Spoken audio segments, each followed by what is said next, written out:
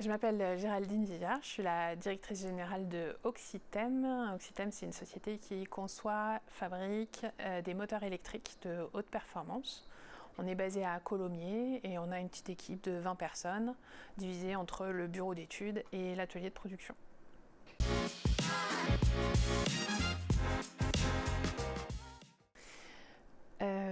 En fait, Oxytem est une entreprise assez jeune, elle a 5-6 ans d'existence. Au démarrage, on a connu une très forte croissance.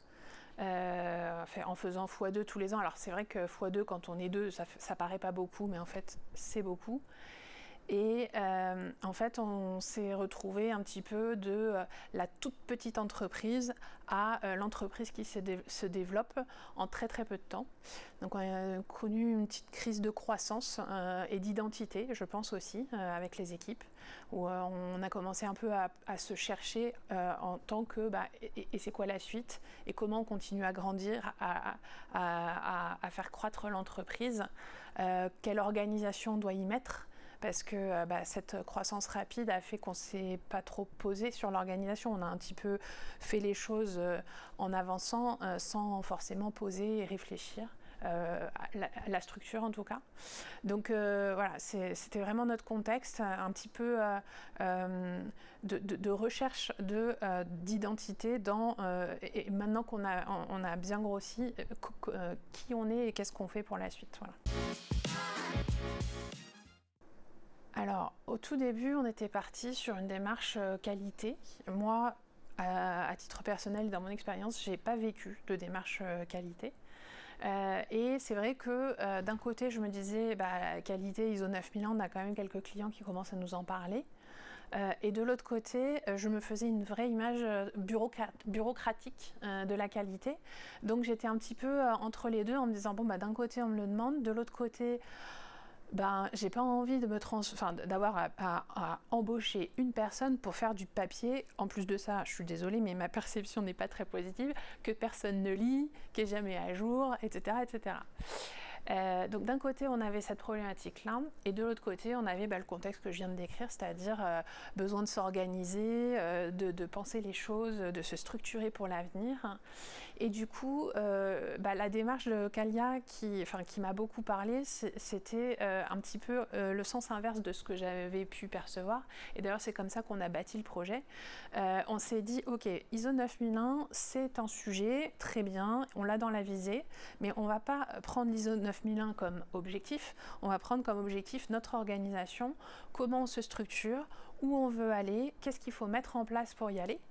Et puis après on verra bien si ça coche toutes les cases ou pas de l'ISO 9001, on fera des deltas et puis on réglera les derniers sujets mais après. Donc la démarche était vraiment de partir d'abord de nous, notre besoin, notre organisation, et ça c'était vraiment le discours que Calia nous a proposé, et ça matchait vraiment avec cette question un petit peu auto-centrée de qui on est, qu'est-ce qu'on fait, où on va, c'est quoi notre orga, avant de se dire et donc la qualité chez Oxytem, c'est ça. Voilà.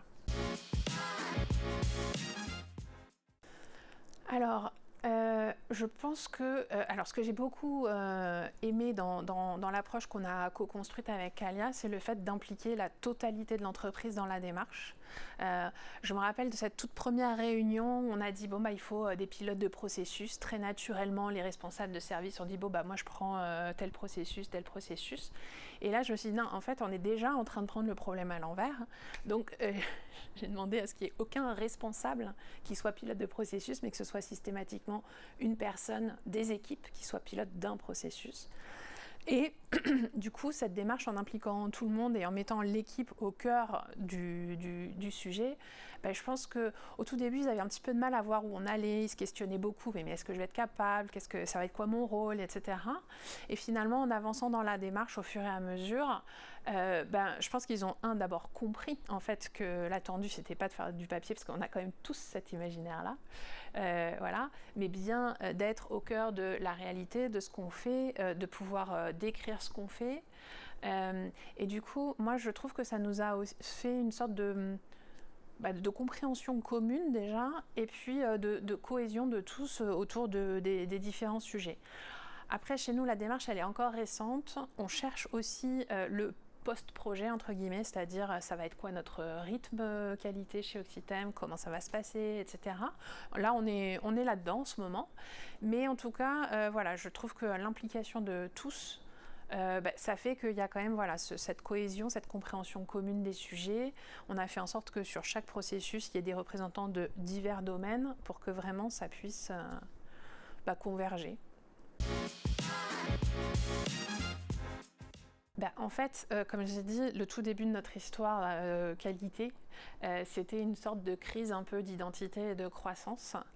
Et c'est vrai qu'avec Calia, on a commencé par, avant de se ruer vers la qualité, les process, etc., on a commencé par une analyse et une compréhension de notre organisation, pas au sens organigramme, etc., mais plutôt au sens des équipes, de ce qu'elles vivent au quotidien, de toutes ces choses qui ne sont pas forcément visibles à l'œil nu, entre guillemets, mais qui font en fait quand même notre organisation. Voilà.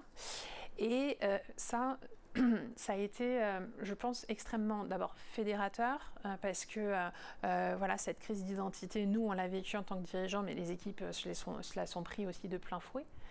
Donc de se dire que on s'intéressait d'abord à ce sujet-là de notre fonctionnement, de notre organisation, des personnes, des ressentis, voilà. Ça a été extrêmement bénéfique. D'autant plus que nous avons fait le choix de partager la restitution sans filtre en fait avec les équipes. Donc forcément l'équipe dirigeante avait quelques sujets à revoir, mais le fait de le partager ouvertement, voilà, je pense que ça a été le début de la suite en fait. Voilà. Et puis le début aussi l'étape nécessaire avant d'aller dire et donc notre organisation c'est ça, et donc nos process c'est ça, etc. etc. Avec cette démarche Q-Sync aussi, on a eu une réflexion qu'on n'avait pas forcément eu avant ou pas comme ça, sur c'est quoi les valeurs de l'entreprise, qu'est-ce qui nous rassemble, voilà. Au-delà juste du sujet qualité ISO, on a vraiment était au cœur de notre organisation et des personnes en fait. Et donc est-ce que je recommanderais oui, complètement. Ça me semble être une bonne première étape pour éviter, moi je parle toujours de construire la tour Eiffel sur des sables mouvants. Non, là ça permet de mettre des fondations et de construire cette belle tour Eiffel.